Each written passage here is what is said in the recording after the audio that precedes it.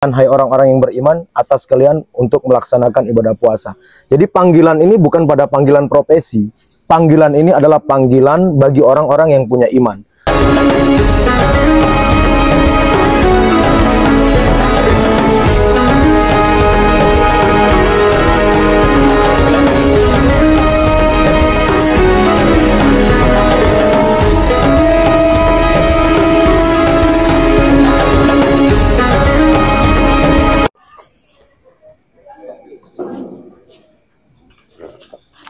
Assalamualaikum Buya. Waalaikumsalam warahmatullahi wabarakatuh. Buya lagi ngapain Buya? Lagi akhir-akhir lagi apa nih? Lagi ngopi lah. Gimana? Bukan Buya, aku nanya itu ngapa tulisannya ngopi? Ini ngopi adalah program ngobrol perkara iman. Oh wajar lah yang lagi PYP di media sosial. Bener. Ternyata Buya. Oh, pasti Buya Al-Misro. Nah ini ada pertanyaan dari jamaah Buya. Gimana? Nah, apa hukum bagi buruh pekerja, cak petani, kuli, kalau dia tidak puasa? Karena kan pekerjaannya berat. Nah, apa hukumnya, Bu ya?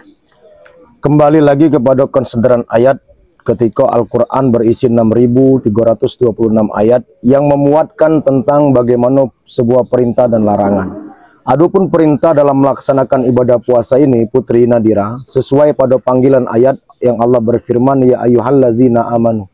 Ini adalah panggilan orang-orang yang beriman, bukan pada ranah profesi seseorang. Entah dia seorang guru, entah dia seorang dosen, entah dia seorang pekerja keras.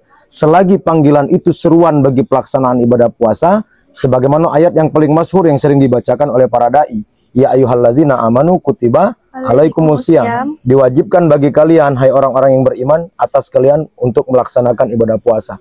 Jadi panggilan ini bukan pada panggilan profesi. Panggilan ini adalah panggilan bagi orang-orang yang punya iman. Jadi ketika orang yang bahkan dari akar rumput sekalipun, ketika dia tidak punya iman, maka dia akan meninggalkan puasa itu. Kemudian bagi orang-orang yang mungkin secara ekonomi dia mapan, tidak menjadi pekerja keras, ketika dia tidak punya iman, mungkin dia tidak melaksanakan ibadah puasa. Nah, ada hal-hal yang mesti kita pahami dalam melaksanaan ibadah puasa. Apa yang membuat orang boleh tidak melaksanakan ibadah puasa Ramadan? Bagi seorang perempuan, ada 5 haid, halangan, kemudian yang kedua dalam keadaan hamil, kemudian yang ketiga dalam keadaan habis melahirkan nifas, kemudian yang keempat rodoa, seorang ibu yang sedang menyusui bayi, kemudian yang kelima uzur syar'i. Uzur syar'i itu adalah sakit atau dalam perjalanan jauh. Kemudian bagi kaum laki-laki itu uzur syar'i satu saja. Artinya uzur syar'i itu dia dalam keadaan sakit atau dalam perjalanan jauh yang memungkinkan dia tidak berpuasa. Ketika kembali kepada ranah profesi, di dalam kaidah hadis pun tidak dibahas terkait masalah rukum rukso bagi orang pekerja keras, kemudian menjadi alasan dia tidak melaksanakan ibadah puasa. Artinya ini kembali soal iman. Kita tidak mengecam bagi mereka yang tidak berpuasa, bagi para kuli panggul, bagi para toko, bagi para kuli bangunan, yang mereka tidak melaksanakan ibadah puasa, apakah menjadi hukum rukso bagi mereka? Tidak. Agama tidak membenarkan itu. Artinya seruan bagi orang yang berpuasa adalah seruan bagi orang yang punya iman, bukan pada ranah profesi. Kesimpulannya dalam ngobrol perkara iman ini, bagi mereka yang punya iman di dalam hatinya, entah si kaya, entah si miskin, entah si pejabat, entah rakyat, dalam kondisi apapun, kalau mereka punya iman, tidak ada alasan mereka tidak melaksanakan ibadah puasa sesuai dengan ketentuan syariat yang disebutkan tadi.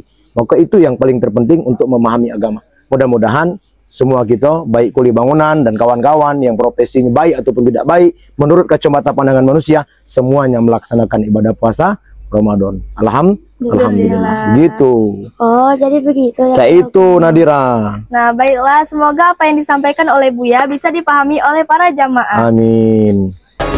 Ngopi, ngobrol perkara iman bersama Buya Al-Misra dan santri Pondok Pesantren Misra Arafah di Linggo Pos Online. Wassalamualaikum warahmatullahi wabarakatuh. Acara ini didukung oleh dan dipersembahkan oleh